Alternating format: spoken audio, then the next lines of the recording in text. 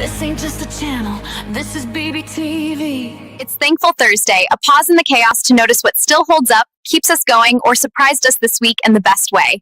Gratitude lives here. A boss be rising, BBTV's igniting. Turn the volume up, yeah, the whole world's invited. From the gravel road to the neon dream, she built an empire out of broken wings. Boss be rising, sky ain't even the ceiling. When she hits go live, everybody feels it.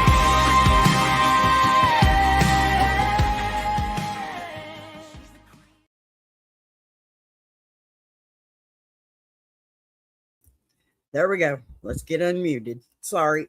I got my Beyonce going and I can't get my remote to work. Don't that just figure on this kind of day? I am thankful for my Beyonce. Let me tell you that. I am so thankful. Now, could you work for me, please? There it went. Okay. Now I won't get blown away. So listen, y'all, there is a kind of gratitude that doesn't clap. Okay. It doesn't announce itself and it just stays. When I think about thankfulness today, I think about Luther Vandross, not because his life was easy, but because his voice never hardened. He stayed tender in a world that rewards armor, and he stayed careful with emotion when rushing would have been louder. This isn't gratitude for what worked out. It's gratitude for what stayed gentle and didn't disappear. So thankfulness doesn't always arrive as celebration. Sometimes it shows up as softness that survived. This episode reflects on gratitude, endurance, and what Luther Vandross reminds us about being human and staying that way. So welcome back to Ask a Bee. If you're here today, this isn't a space that asks you to arrive cheerful, resolved, or optimistic, because Thankful Thursday doesn't require a good mood or a finished story. It just asks that we show up honestly wherever we are, even if that place feels tired or complicated or unresolved.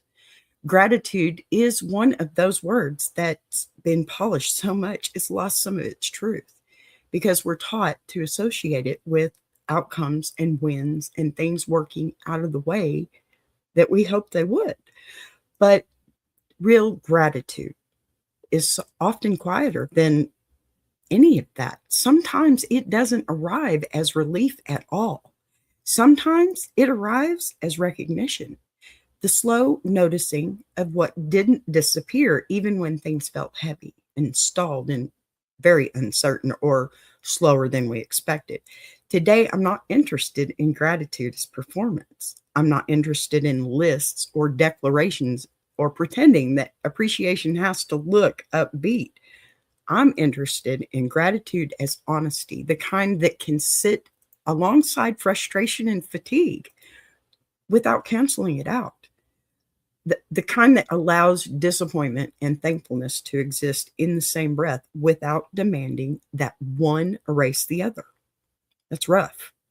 That matters because a lot of people carrying guilt around gratitude, like, if they admit that they're thankful, then they're not allowed to feel worn down or angry or discouraged or disappointed anymore, as if gratitude is some kind of contract that requires emotional compliance.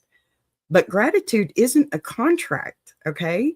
It isn't a trade. It doesn't erase the rest of your experience. It just gives you another lens to look through, another way of seeing what's still intact, even when things don't feel finished or even fair. Happy Thursday, niecey plus sister. Hi, honey. Love you. I'm so happy to see you. We're talking about Luther. I just knew you'd be here.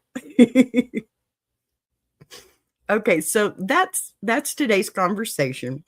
It's shaped around Luther Vandross, not as a biography, not as a ranking, not as nostalgia, but as an example, because when I think about Luther, I don't think about spectacle or excess or even volume. I think about restraint and patience. I really think about the voice that never needed to shout to be heard, a voice that, it trusted timing instead of urgency, a voice that stayed careful with emotion in a world that, it often rewards armor, speed, and hardness. And that can be difficult to navigate, don't you think? So there's something quietly instructive about that, especially now, because many of us are living in seasons where staying soft feels risky, where it feels like hardening would be safer, where pulling back, numbing out, or disappearing would require less emotional energy than staying present and open. Gratitude in those moments, it doesn't look like celebrating or even enthusiasm. It looks like endurance to me. It looks like choosing not to abandon yourself, even when you're tempted to, even when the reward for staying isn't obvious yet. We don't talk enough about the kind of strength that it takes to do all this, because we tend to celebrate resilience when it's loud, when it comes with a comeback story or a visible victory or a clear turning point. But you know what? Quiet resilience rarely gets credit. In fact, I don't think it ever does.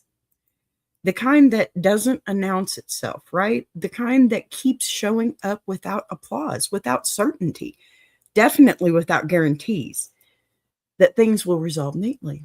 And that's not how it works.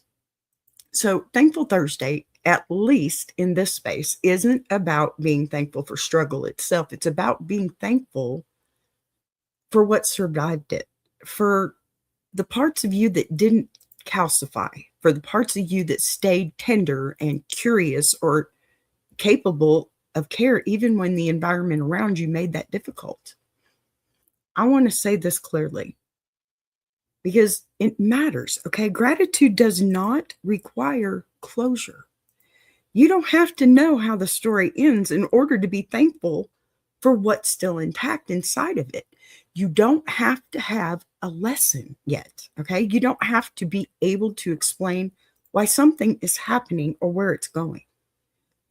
Sometimes the most honest thing that you can say is that you're still here and still capable of carrying, still capable of feeling, and come on, still capable of listening. And that counts even if nothing else is resolved.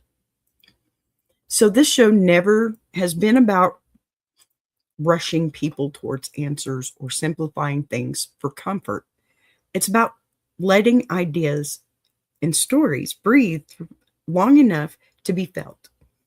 It's about trusting that the listener is intelligent, emotionally literate, and capable of sitting with the complexity without needing everything summarized or wrapped up neatly. So today, we're not chasing breakthroughs. We're not manufacturing optimism, and we're definitely not forcing gratitude to look brighter than it actually feels.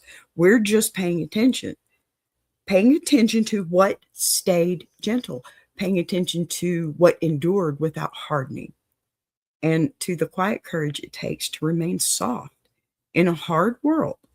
And if that's all we do today, if we simply notice that and let it sit without rushing past it, then that is enough.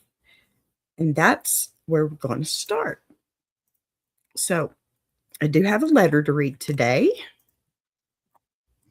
And I do have a video for that because my voice has been screaming at me for 2 days. But don't worry, it's not all video. I'm still here.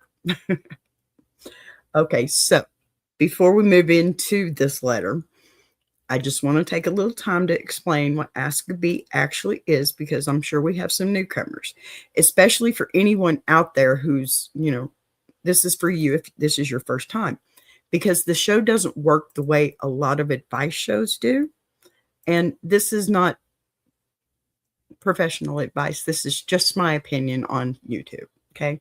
Ask a Bee is not about quick fixes, hot takes, or telling people what they should do with their lives. And it's not a space where stories are rushed towards a lesson just so we can feel productive. People write in because they're carrying something that hasn't sorted itself out yet.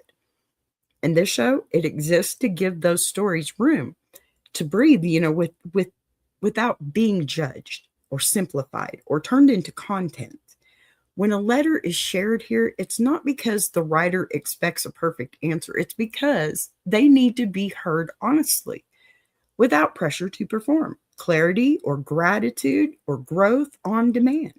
My role isn't to solve anyone or to hand down conclusion, okay? It's to listen carefully, reflect what I'm hearing, and sit with the complexity long enough for it to be respected. That's especially important on Thankful Thursday, too, because gratitude here isn't about pretending things are okay or putting a positive spin on pain. It's about acknowledging what's real and noticing what's still intact inside that reality. Sometimes the most meaningful thing you can offer another person isn't advice, it's attention and patience and the willingness to stay with their story without rushing them towards an ending. This show trusts that people are emotionally capable and able to hold nuance without everything being summarized for them. And it trusts that not every moment needs to resolve neatly to be worthwhile. So as we move into this letter, understand it's not being shared to be fixed or judged. It's being shared because there is value in telling the truth out loud and having it witnessed with care. Later in the show, we may return to these ideas and reaffirm them. But right now, this is the foundation we're standing on. Respect for the writer, respect for the story, and respect for the fact that some conversations matter precisely because they don't hurry themselves towards closure. This is pretty important. Okay, here's the letter. I don't really know how to explain this without sounding a little undone, so I'm not going to try to tidy it up. I am thankful for Luther Vandross, and I mean that in the most honest, full-bodied way possible. His voice has been with me through more seasons of my life than I can count, and it has never once failed me. That voice didn't just sing, it settled people. It wrapped itself around feelings most of us didn't have words for yet and made them safe to feel. There is something about the smoothness of his tone, the care in his phrasing, the way he never rushed a lyric, that makes you feel like love itself slowed down just to sit beside you for a while. I'm thankful for the way his music taught me that tenderness is not weakness, that romance doesn't have to shout, and that intimacy can be built one carefully chosen word at a time. What people don't always talk about, and what I'm deeply thankful for, is how much Luther gave without demanding the spotlight.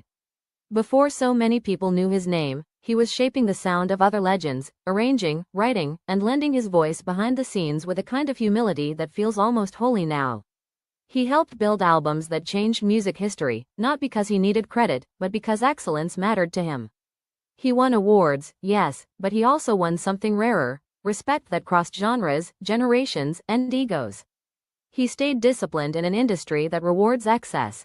He stayed elegant when flash would have been easier. And he stayed committed to craft in a world that often rushes past it. So today, I'm thankful not just for the songs, but for the man he was through them.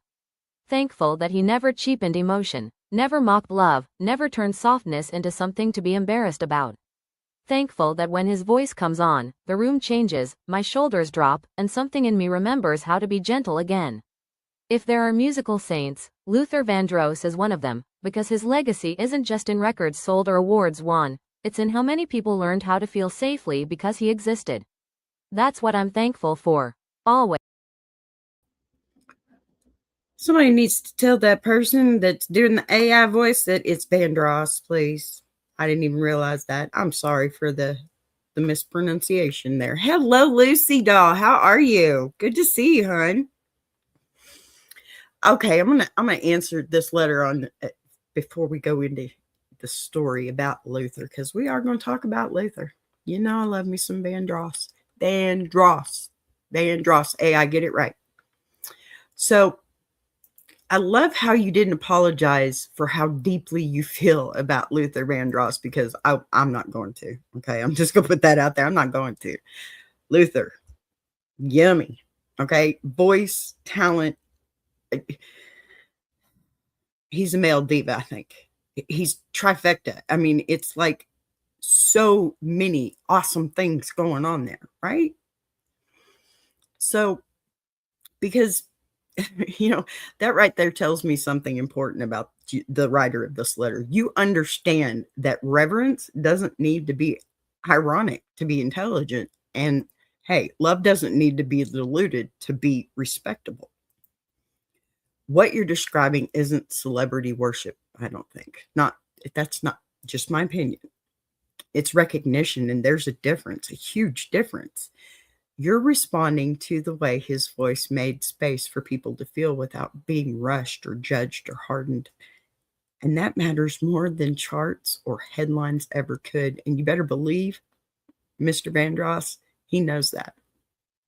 Luther didn't just sing love, he's protected it. He treats emotion like something sacred, something worth handling carefully. And in a culture that often rewards loudness and conquest, that kind of restraint is rare and powerful. I hear in your gratitude, not just admiration for his smoothness or his lyrics, but appreciation for the discipline it takes to stay gentle over a lifetime, to keep choosing elegance when spectacle would have been easier, maybe even more profitable, but to keep honoring intimacy instead of exploiting it. And you know what? You are right. You are so right. So much of what made him extraordinary happened quietly, way behind the scenes, in the way he elevated other artists, shaped records that defined eras, and he upheld a standard of elegance without needing to dominate the room. That kind of legacy, it doesn't scream, it endures. What I also hear is how his music gave you permission. It did. Permission to slow down, to soften, to believe that tenderness isn't naive. It's not. And romance isn't weak. That you don't have to armor up to survive the world. That's not small. That's formative.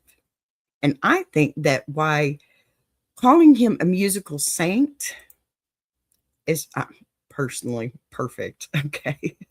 Just put that out there. And it doesn't feel exaggerated here because saints aren't defined by perfection. They're defined by what they protect. And Luther, he protected feeling itself. So your thankfulness makes sense to me. It's not about nostalgia. It's about recognizing a life, a voice that helped you and so many others remain human in a world that often asks us to trade that away. There's nothing excessive about honoring that. There's something deeply grounded about it. And I am so glad that you did not hide that. It's pretty amazing. Okay. That's great. Don't ever hide those feelings. It's not being starstruck, you know? It's definitely not being starstruck. It's a feeling in the lyrics as well. It's there. Okay, we're going to do the story just a little bit different, not too much. I'm going to stay on stage. I'm working with scenes in StreamYard, so I'm hoping this works. If it doesn't, I'll fix it. Watch me go. All right, here we go. And there it is. Yay! So when people talk about why they're thankful for Luther Vandross, they often start with the voice they fell in love with later, the polished, unmistakable sound that, you know, it could slow a room down in seconds. I need this better. I like that better. Okay. But gratitude for Luther doesn't really begin there. It begins much earlier in the years before the spotlight ever found him, when his gift was still being shaped quietly, deliberately, and without applause. Those early years matter because they explain why his music feels so safe to return to, why it feels considered instead of consumed, and why his voice still carries a kind of trust that doesn't fade with time. Luther grew up in New York, raised by a single mother who valued discipline, structure, and effort. Music wasn't treated as fantasy or escape in his household. It was treated as work, as something that required commitment and seriousness. That environment It shaped him deeply. He didn't grow up believing that talent alone would carry him. He grew up understanding that preparation mattered, that excellence was something you practiced when no one was watching. And that mindset would become one of the quiet foundations of his entire career. From early on, Luther was a listener before he was a performer. He paid attention to how voices interacted, how listen to me, I'm sorry, harmonies were built. I'm looking at too many things at once, forgive me. How phrasing could change the emotional temperature of a song. Hi, Lucy. Good to see you. So he wasn't interested in overpowering music. Okay. He wanted to understand it from the inside. That instinct to blend, to support, to elevate would later become one of the most distinctive qualities of his work. Even as a young man, there was a sense that he wasn't chasing dominance, he was chasing depth. He studied music formally, learning theory, structure, and composition. He trained his ear and his voice with patience, absorbing the lineage of soul, R&B, and gospel singers who came before him. And one of the reasons people are thankful for Luther is that he respected that lineage. He didn't parody it, okay? He didn't rush past it. He treated it like the tradition of emotional singing as something sacred, something to be honored rather than reinvented for attention. In his early professional years, Luther wasn't positioned as a star. He was positioned more as a contributor. He sang background vocals. He arranged. He wrote. He lent his voice to projects that would go on to become totally iconic without his name ever being front and center. He sang jingles. He worked in studios where excellence was expected and anonymity was common. And instead of resisting that role, he mastered it. Pardon me. Got to stay hydrated. Forgive me. So there is something profoundly instructive, I think is a good word, about that season of his life. Luther learned how to serve a song without trying to steal it. He learned how to enhance a record without overpowering it. And he definitely learned how to listen to other artists and shape sound around their voices instead of competing with them.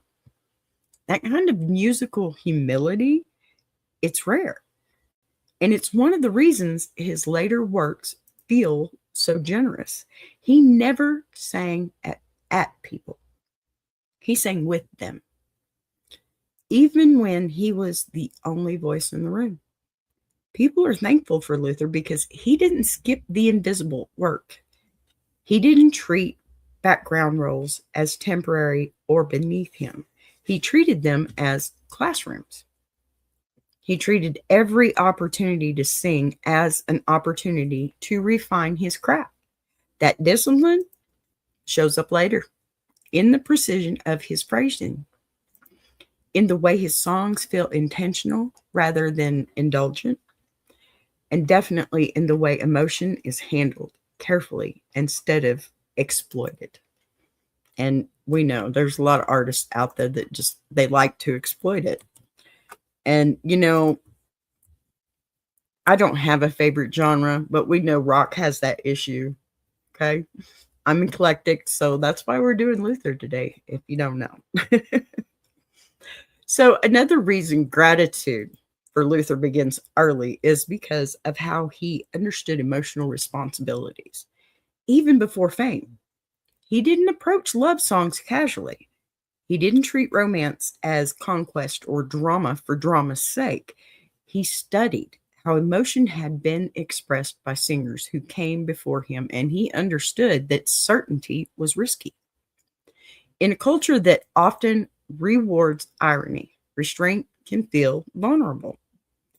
And yet, Luther chose sincerity anyway.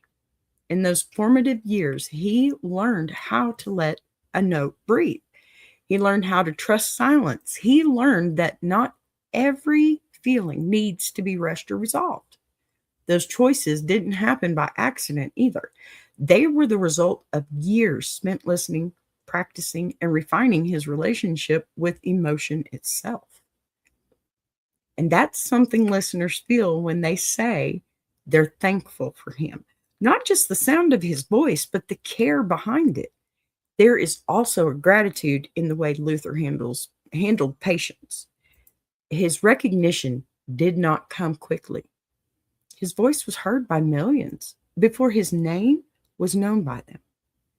He contributed to landmark projects, helped shape records that defined eras, and yet remained largely invisible to the public for a long time. That kind of delayed recognition can harden an artist. It can breed resentment or urgency. But Luther, it bred precision and readiness. He wasn't waiting to be discovered so he could prove something. He was preparing so that when the moment arrived, he would be capable of carrying it. That's a form of gratitude in itself. Gratitude for the work and for the process, for the idea that excellence matters, even when it isn't rewarded immediately. People feel integrity when they listen to him later. They sense that the voice they're hearing is the result of time, not hype. Before the awards, before the sold out shows, even before the world labeled him iconic, Luther Vandross was building a relationship with music based on respect. Respect for the listener, for who deserved to be met with sincerity rather than spectacle.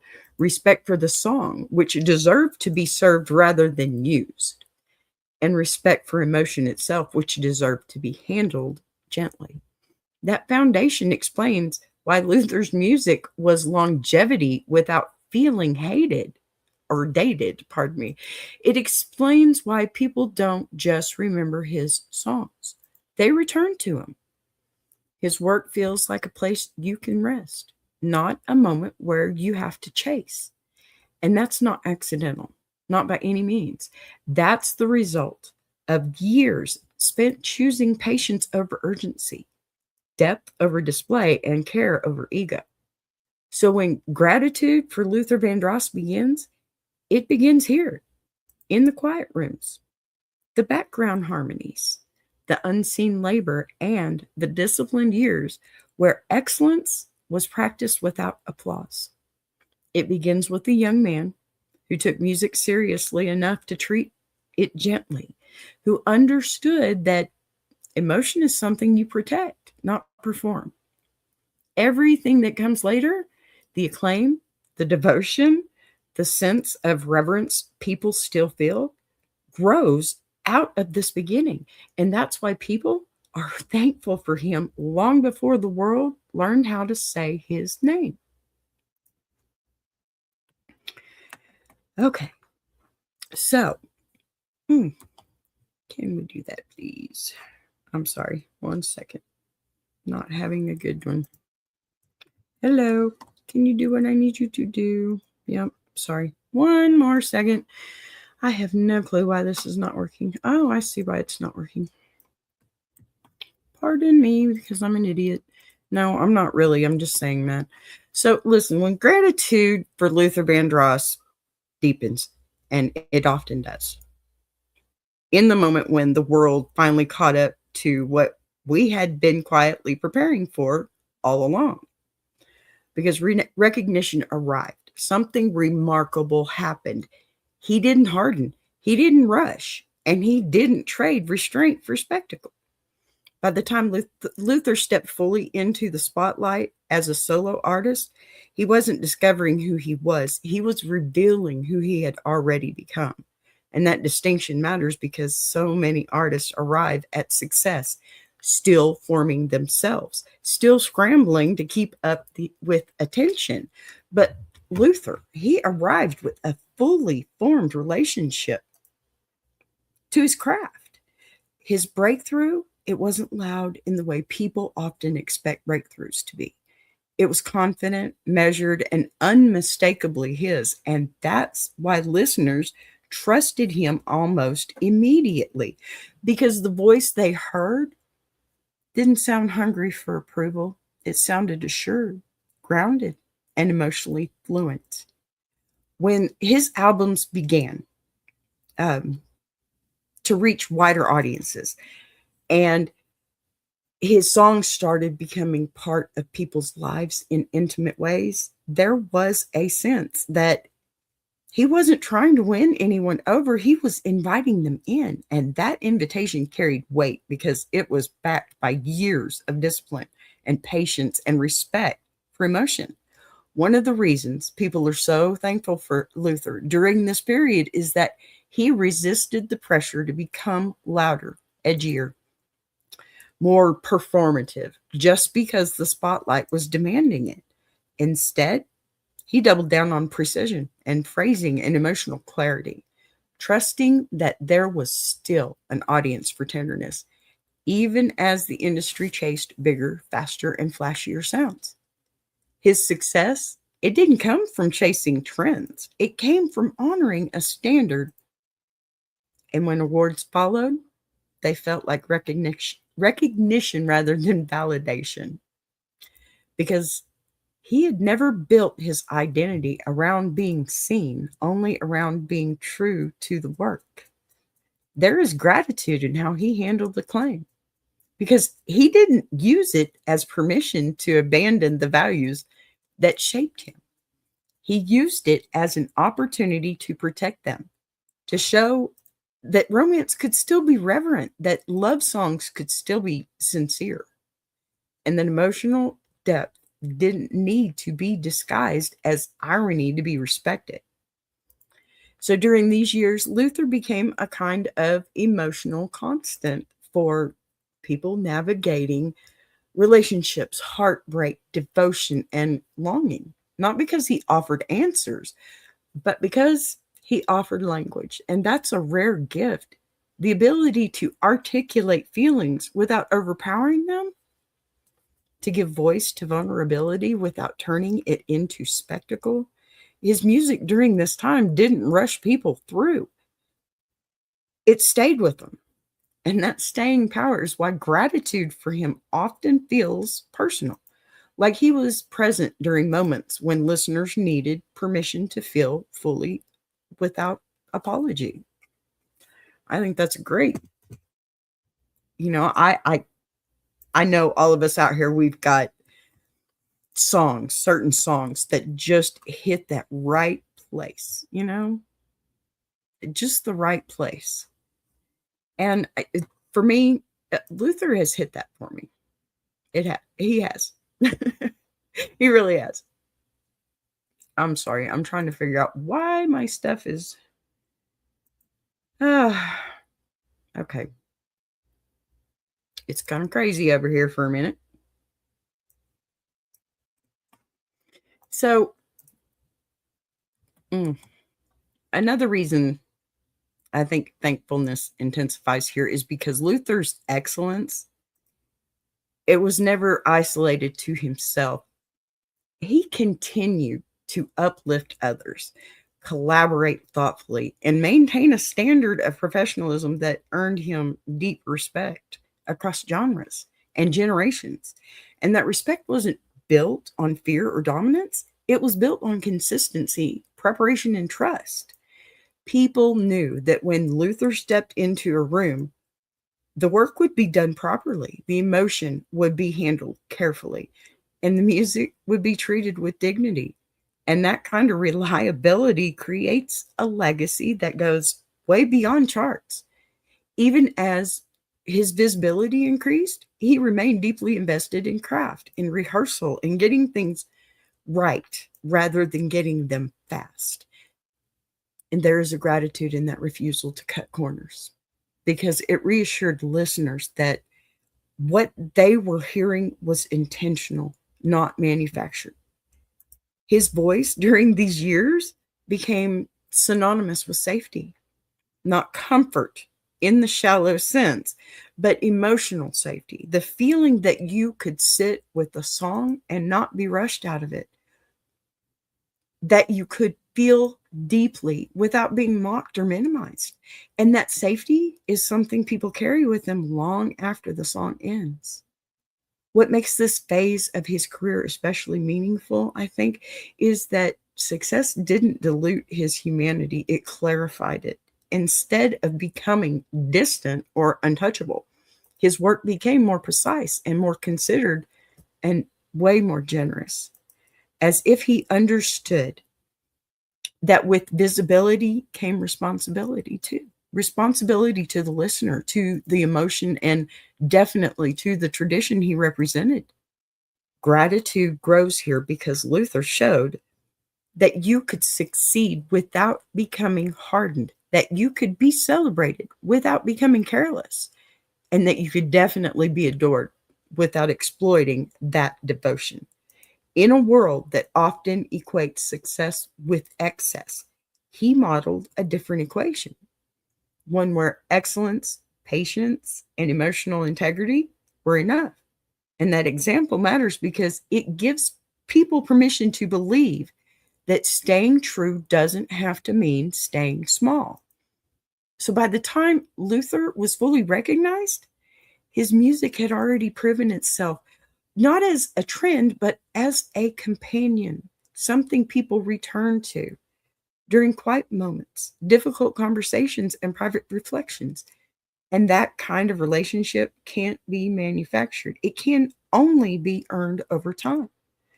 So when people say they're thankful for Luther Vandross, especially during these breakthrough years, what they're really expressing, I believe, is gratitude for an artist who met success without losing softness, who accepted recognition without abandoning any restraint, and who definitely showed up by example. The greatness doesn't require you to betray the very qualities that made your work meaningful in the first place. I think that's really important, you know? So another reason I think gratitude for Luther, pardon me, begins early is because of how he understood emotional responsibility even before fame. He didn't approach love songs casually, okay? He didn't treat romance as conquest or drama or any of that. He just did what he had to do. And I think we're all better for it, right? Yeah. All right, y'all, I'm going to have to give my voice a break. And you know what? That's okay because there's a really cool song I'm about to play for you. Y'all listen to these words. This is me.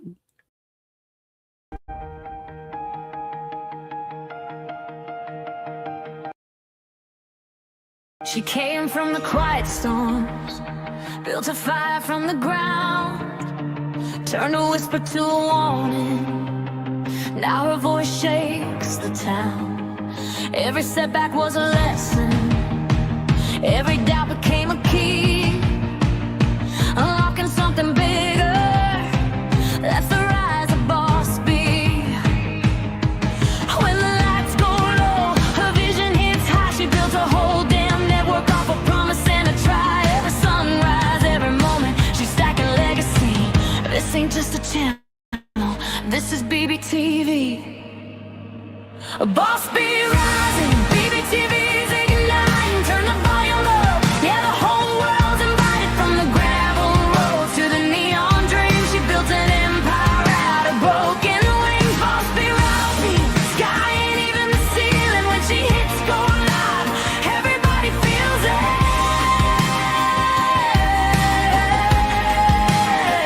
She's the queen of the comeback, the storm in the stream, crafting stories out of heartbeats, making visions out of dreams.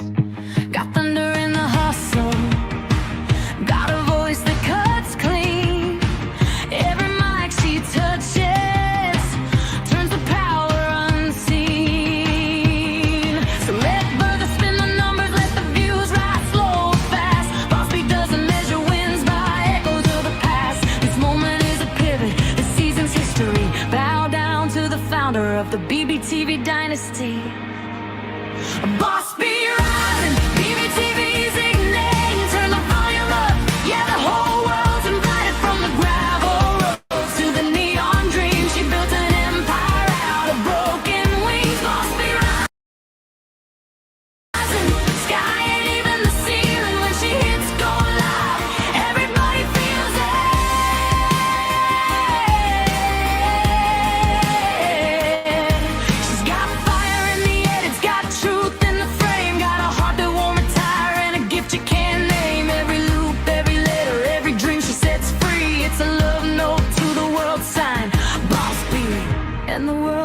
watching as the numbers climb, but she's counting all the moments, not the dollar signs. From the late night grind to the daylight scene, she's building something bigger than the algorithm's dream.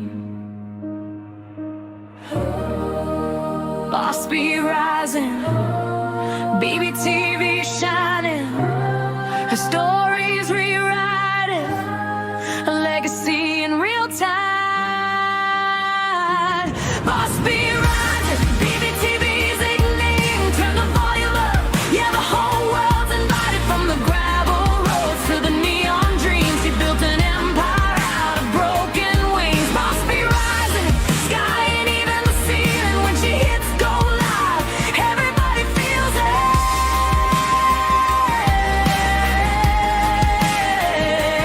BBTV, where the stories breathe.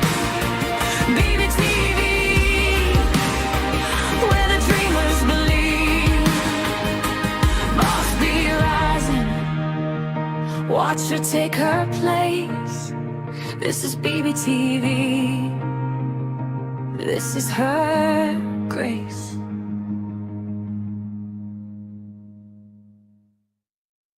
Join Boss B for Ask a Bee Monday through Friday, 12 noon Central Standard Time and Jukebox Journey every Saturday, 8 p.m. Central Standard Time. Hold on, I want to take a second to shout out Tuber Chat, because once again they showed up and held space the way real community does. This channel isn't about noise or numbers chasing, it's about consistency, respect, and actually supporting creators without strings attached. That matters more than people realize. If you're looking for a place that lifts voices instead of talking over them, Tuber Chat is that lane.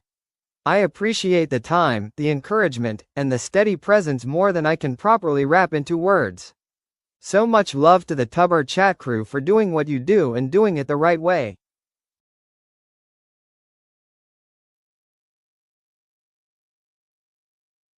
Tuber Chat, AI, get it straight. Jeez. Tuber Chat is amazing. Y'all need to get over there. Link will be in the description. As always, get there. I'm telling you, it's amazing. Okay, so let's see here. We're going to try this again. Going into segment 2. I'm going to put myself up here. Watch this mess me up. I just know it will. Oh my gosh, it did it right for once. Alrighty, well, we're just going to let it play. So there is a particular kind of gratitude that only shows up after someone is gone, not because their absence makes us romanticize them, right? But because time gives us clarity. And that's especially true when people talk about why they're still thankful for Luther Vandross all these years later, right? Because that becomes clear with distance. Distance is just how rare his presence actually was. I mean, I grew up knowing him, right? Knowing his songs, his lyrics, and not many people talk about him. And that's sad. That is so sad. But Luther, his music felt like something you could lean on in real time. Something that accompanied relationships as they unfolded, heartbreaks as they happened, and moments of intimacy as they were being lived. But after his passing, and yes, y'all know what I'm talking about here, okay? The realization that his voice didn't age, didn't fade, and didn't lose relevance as culture shifted around it. In fact, it became more obvious how carefully constructed it all was, how intentionally he treated emotion, and how much protection he built around tenderness at a time when the world was already beginning to move faster and harder. Gratitude deepens here because people start to recognize that Luther didn't just give us songs for specific moments. He gave us a way of relating to feeling itself, and a way of slowing down long enough to honor love, longing, devotion, and even loss without turning any of it into spectacle. There's something profoundly comforting about returning to his music after years have passed and realizing that it still meets you where you are, not where you were, that it doesn't demand nostalgia or youth or a particular version of yourself to be understood. In fact, I think as we grow, we understand more, right? This simply asks you to listen. And that's rare because as so much music is tied to a moment, a trend, or an era. But Luther's work exists outside of that. Not because it ignored its time, but because it was rooted in human truth rather than cultural urgency. People are thankful for him now because they see how much he gave without asking to be explained or defended or refrained.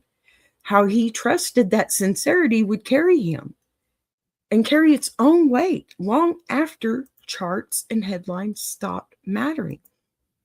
With time, listeners also came to understand how much emotional labor Luther took on quietly, how he held space for vulnerability, and without turning it into performance, how he allowed people to feel deeply without feeling exposed. And that kind of care is something we don't encounter often enough. In fact, at all, in most cases, right? His music didn't push people towards closure. It allowed them to stay in process, to sit with feelings that didn't resolve neatly. And that becomes even more meaningful as life gets more complicated rather than less. Gratitude grows because people realize that Luther didn't just soundtrack romance. He modeled emotional responsibility. Let me say that again, okay? He modeled emotional responsibility. He showed what it looks like to handle love gently, to honor longing without desperation, and to express devotion without ownership. And those lessons don't expire. As years pass, his absence also highlights how few artists have truly stepped into that space. Not many, if at all. How rare is it to find voices that prioritize care over conquest, patience over pressure, and how about sincerity over irony? That absence makes his presence feel even more significant in retrospect. People become thankful not only for what he gave, but for what he persevered, a standard of emotional integrity that still feels intact every time his voice fills a room. There is gratitude in knowing that when life feels loud or rushed or unkind, there is still a place that you can go where emotion is handled carefully, where love is treated with respect, and where softness is never mocked. And that place exists largely because Luther Vandross existed. How many of us go and turn on a song just because we need it, right? Over time, listeners also recognize that his legacy isn't static. It continues to teach, to reassure, and to remind people that feeling deeply is not a liability. It's a form of intelligence. And that reminder, it becomes more valuable as the world grows more performative. Gratitude here isn't rooted in loss. It's rooted in continuity, in the realization that although he is no longer physically present, his work continues to do what it always did: steady people, soften a room, and give language to feelings that resist simplification, right? Maybe that's why people speak about him with such reverence now, because saints, musical or otherwise, are remembered not for perfection, but for what they protected. And Luther, he protected the right to feel without armor, and the right to love without apology, and most definitely the right to move through life with tenderness intact. That kind of legacy doesn't fade, it deepens. And gratitude for it shows not because time passes, but because time proves just how necessary it was. So I think we've covered a lot today. Mostly, I just want to say this. Luther Vandross for me has been one of those absolute go-to people. Let me do this. That has just, you know what, given me every sense of the word when I needed it, whichever word it was. And I think that's important with artists because I want to say this. Okay. I have said before, I have a music background, right? The reason I'm not out there doing music right now is because of my confidence level. Okay. Luther would give me a song I could sit and just listen to, or even sing if I wanted to. And yes, I know he has a low voice, but I love to harmonize. I went an octave higher. He gave me, in those moments when I was going to, like in school, when I was going to audition for a solo, right? I could warm up to his music, harmonizing with him. And the feelings in every little bit of the lyrics would just draw me into the point where I think I sang the best I ever sang before when I would sing with Luther Vandross, because he's so easy to harmonize with, and his voice is so smooth and just makes you want to wrap yourself around it, you know? And that is a musician. To me, if you, I'm going to quote a movie here and y'all can get off on that or not, but I think when you wake up in the morning and all you think about is music, you are a musician. Plain and simple. It doesn't even matter if you can't sing or have an instrument. The fact that you think of music that much makes you a musician, because somewhere in your mind, you're still singing the song you just heard. Songs get stuck in our head, right? That's how it happens. So for me, the people that I bring up here on stage, the artist, it's because at some point in my life, this artist had an impact on me. And when I get to go in and research them and decide to write what I'm going to write for it, I learn all these really cool things that makes me understand things about my past that I didn't think about then. When it takes us back with the nostalgia, which is not what it's about, but it's still there. When you stop and you think about things that were happening the first time you heard that song, the first time it just stuck with you, you go back and you think, okay, that explains a lot. There's nothing wrong with that. There's nothing wrong with reminiscing with the past, even if it's bad. Be thankful for your past. It has built you to this point. Tomorrow is my past, and it built me for today. And that's literal, not cliche, or I'm not trying to make a point other than the fact that 5 minutes ago was the past. You can't go back. Go forward. And Luther Vandross, that is exactly what I think he always was trying to do. Hi, Tracy doll. Hello, honey. Good to see you. Mwah.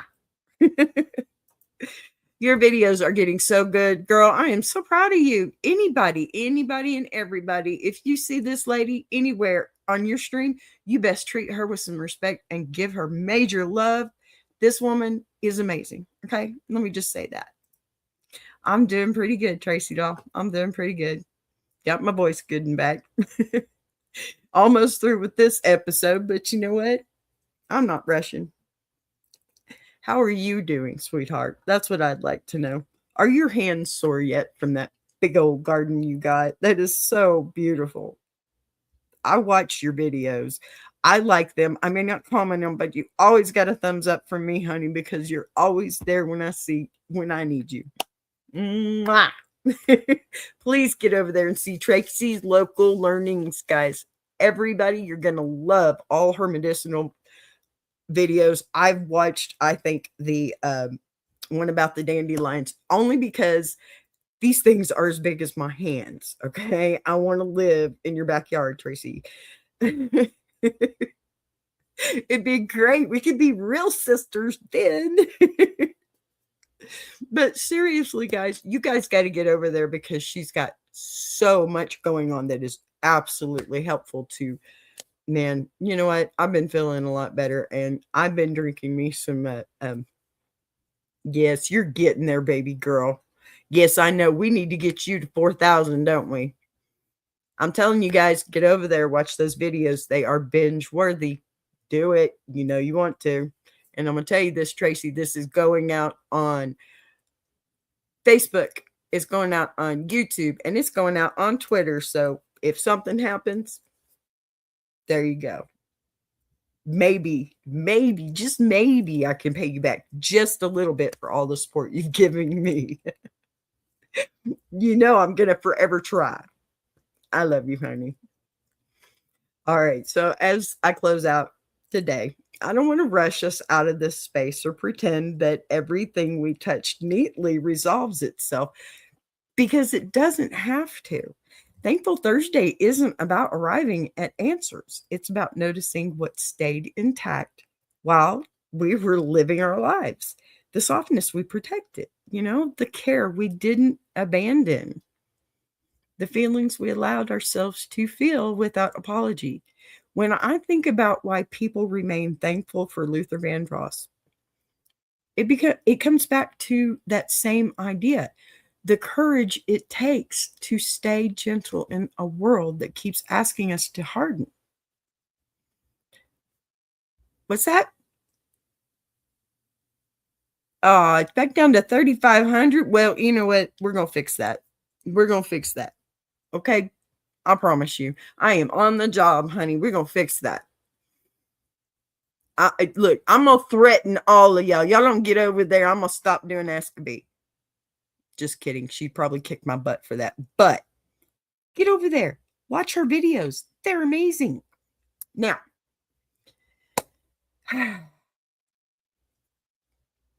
let's see here.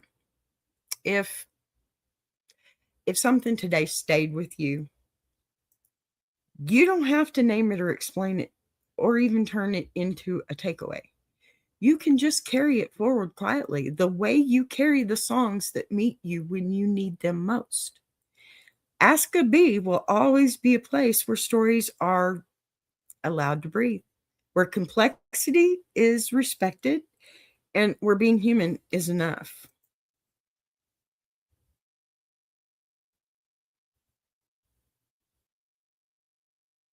Thank you, Nisi. That's wonderful. Hello, Odin. I see you're back. The only thing depressing about knowing the future and how the world ends is that absolutely nobody cares. Well, Odin, I understand where you're coming from, but I can't say I agree, because I care. I do.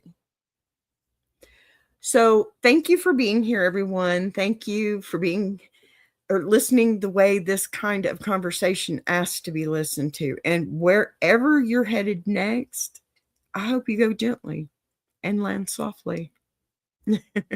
Yes, Tracy, I know you care. I know you care. And, Odin,